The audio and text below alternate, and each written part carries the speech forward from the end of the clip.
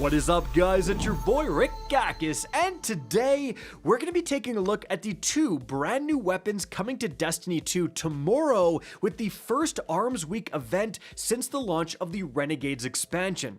And although these weapons are not quite in the game yet, they are fully in the database, which means in this video we're going to be diving into all of the different perks these two weapons can get and discussing their PvE and PvP god rolls you may want to look out for the duration of Arms Week. And so, let's get started. Alright, now the first weapon we're going to look at is frankly the one I'm the most excited for personally, and that is the Heron. Now this is a legendary Void Glaive that belongs to the aggressive frame archetype, so 95 impact.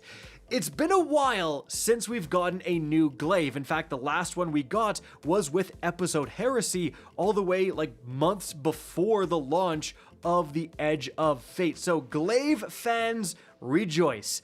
Now, taking a look at what perks you can get on this Glaive, starting with the Heft, frankly, or the Haft, this is going to depend on what you want to do with it. Do you want shield duration, right? Do you want a better charge time for more shields? Do you not care about using your shield, using your block, and then you just want a ton of range, a reload? There's not necessarily a wrong answer, but again, it depends on what you want to do with your Glaive. Then in the next column here, guys, for PvP, or if you just want something like Accurized for just the pure range, or Light Mag for reload and range if you just want stats. You could, for PvE, go with something like Appended Mag. That's going to give you just a +1 to your magazine size. Now keep in mind, Extended also gives you a +1, but it tanks your reload speed. So I would definitely go for Appended, or Swap Mag for ready and stow speed, or Alloy Mag for just pure reload speed if you're empty, are also good choices if you don't care about, you know, the +1 mag size. Then we get to the first main perk column. We've got some really interesting choices. First of all, it's Void, so we have Repulsor Brace, giving you an overshield if you defeat a Void debuffed target. Well, we're going to skip ahead a little bit to the second column because yes, we have destabilizing rounds. So you shoot this at a target, you're going to, especially if you defeat that target, cause that destabilizing, that volatile explosion. You're going to make nearby enemies volatile, and this will absolutely pop off with Repulsor Brace, right? So you are spreading and causing volatility. Enemies are exploding, doing more damage to each other, and you are getting an overshield. This is absolutely a wombo combo. Very, very good if you do want Void synergies for your Glaive. We also have stuff like Envious Assassin and Overflow if you want to have a huge magazine size. We have Disruption Break, which is somewhat interesting. Replenishing Aegis if you really want to guard. But what I'm really looking at here, guys, is going to be Proximity Power. Now this says, when targets are nearby, final blows grant an improved amount of bonus melee stat, guys. So this is important because Glaives have actually been essentially reworked in the game with the launch of the Edge of Fate. Now your Glaive melee actually counts as a melee. So it can, you know, trigger melee perks, right? It can benefit from stuff that increases melee damage, including the melee stat. So Proximity Power, boosting your melee stat, remember that's actually boosting the base melee damage of the Heron itself. And this is, since Proximity Power is a brand new perk, you know, with the launch of the Edge of Fate, and we haven't gotten any new Glaives since before the Edge of Fate, this is the first ever Glaive with Proximity Power. And this could really go well. There are certain melee builds. A great example is the Winter's Guile build for the Warlock, where you can actually get stacks of Warlord's Rage for your Winter's Guile with Glaives specifically. And so again, that Proximity Power role would work perfectly in that type of build. So this is a very exciting possibility. Again, this is like a first time ever thing. And so getting a Proximity Power role, in my opinion, is a very good idea. Then in the right column, you have stuff like Sword Logic, just, you know, increasing the damage with final blows. Another new one, Ancillary Ordnance. I don't think this is actually going to be that insane. Then you have Unstoppable Force, which has proven itself to be pretty decent, especially if you are blocking a lot. Unstoppable plus replenishing. Aegis is not a terrible combo. Binary Orbit for a damage increase. Unrelenting, where rapidly defeating targets grants health regen. If you're just using it in a melee build with proximity plus Unrelenting to get some health back is not a terrible combo at all. And you also have Redirection, where if you are killing rank and file enemies, if you're killing red bars and then you suddenly attack like a big guy, a mini boss, you are going to crank. The redirection damage is actually crazy. And of course, destabilizing rounds, like I pointed out before. And also, I should say, for both of these weapons, they have a new origin trait, Nail Meat Hammer. This weapon grants improved special ammo progress if it uses primary or heavy ammo, or improved heavy ammo progress if it uses special ammo. So you will get more heavy ammo by using the Heron. That's kind of interesting for sure.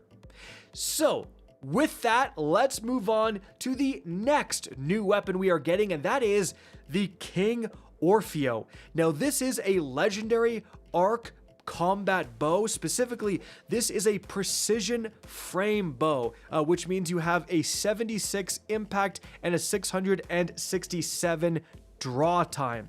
So, taking a look at what this thing can actually get, first of all, for the bowstrings, it kind of depends, again, what you want to use it for. If you want to use it for PvP, you want, maybe max handling, max accuracy.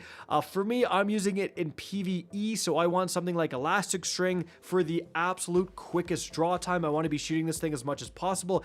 You may want that as well for PvP if you want to be shooting it a lot. Again, like handling, a lot of people like that as well, so not really a wrong choice. It again depends on how specifically you want to use this bow.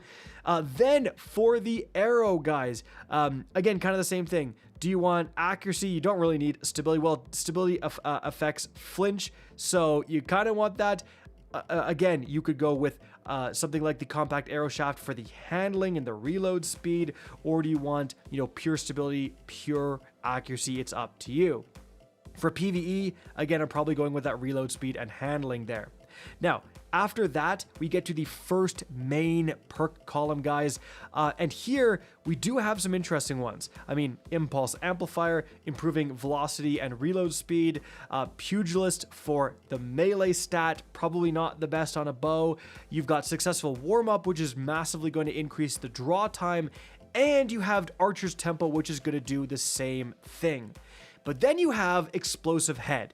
Now, in my opinion, Explosive Head is fantastic for PvE. The payload deals 30% increased damage in PvE and staggers PvE combatants more. So, again, Explosive Head is phenomenal in PvE, with the total damage being increased by around 15% of the weapon's body shot damage. On crits, it's around 10%. So, Explosive Head is going to work about the same as Explosive Payload works for hand cannons and stuff like that. So it's just pure extra damage all the time, and it converts your damage into some AoE, so you can, kill 2 thralls with 1 shot, for example.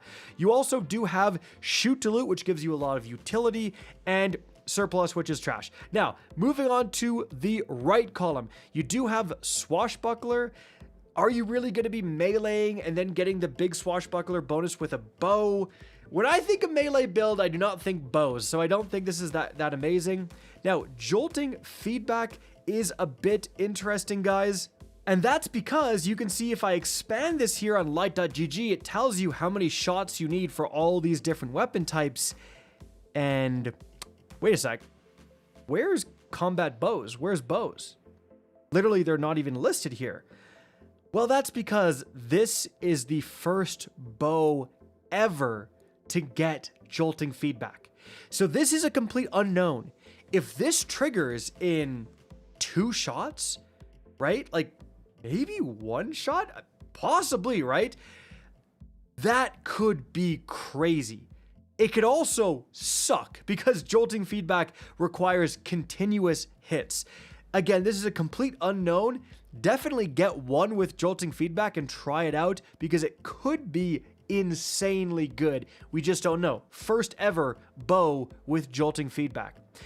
Then we've got Rangefinder. Now it's going to add plus 10 range, not terrible. You have Meganura, which is basically going to be like a bit of a dragonfly, but Meganura has the upside of actually being able to increase the maximum damage based on the amount of hits beforehand, whereas Dragonfly is good, it's consistent, but it doesn't have that massive upside if you have to hit an enemy a bunch of times. So this could be a good one. Precision Instrument to increase the damage, this could be a good one. And Rolling Storm for the bolt charge. On a bow, I'm not actually super excited about that. Overall, I think it's something like Explosive Head plus Jolting. I mean, it depends. Or Meganura, or potentially Dragonfly. Now, it's a bit of a nombo with those things because the explosive damage can sometimes not trigger your headshots, but I still like the overall damage from Explosive Head. Or you could just go with Archer's Tempo plus Dragonfly or Meganura or Precision Instrument as just a good overall bow. Again, I'm going for the Explosive Head in the left. Usually you find it in the right, so getting it in the left is actually kind of crazy. Plus Jolting Feedback, I really want to try that out, or one of these other damage increasing type perks, explosion causing perks, and I think that could be very saucy for PvE. Actually, it's been quite a while since the Arsenic Bite, since we've gotten like Explosive Head in the left, plus some of these damage increasing perks in the right. So that's kind of cool, actually. Anyways, guys, there you have it. That is going to be it for the video. Hope you enjoyed and found this informative. If you did, please remember to help me out by simply rating and especially sharing this video. If you guys want to see more Destiny 2 content similar to this, don't be afraid to slap that subscribe button. If you want to get in touch with me and keep up to date with the latest channel activity, the best way is to follow me on Twitter at RickCactus. That is linked in the description down below. Again, I hope you enjoyed the video, and as always, have a good day.